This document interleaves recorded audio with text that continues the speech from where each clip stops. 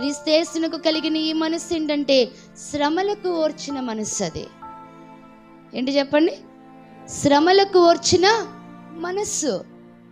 నీ కొరకు, నీ పాపము కొరకు, నా కొరకు, నా పాపము కొరకు ఆయన ఏం చేశాడో తెలుసా? శ్రమను ఓర్చాడు, నిందలను ఓర్చుకున్నాడు, అవమానాలు ఓర్చుకున్నాడు, బాధలను ఓర్చుకున్నాడు, ఉమ్ము వేస్తే కాండ్రగించి ముఖం మీద ఆయన ఓర్చుకున్నాడు, సహించాడు.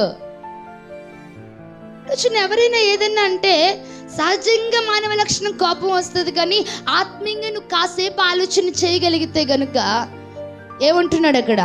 క్రీస్తు యేసు గనుక మీరును అట్టి మనస్సును ఏం చేయాలి? ఆయుధంగా ధరించుకోవాలి. కొంతమంది భర్త ఏదన్నా అంటే తట్టుకోలేరు, కొంతమంది నన్ను ఎందుకు అనాలంటారు, కొంతమంది ఎవరట భర్త ఏదన్నా అంటే ఆడు అంటారు, నన్ను ఎందుకు అనాలి,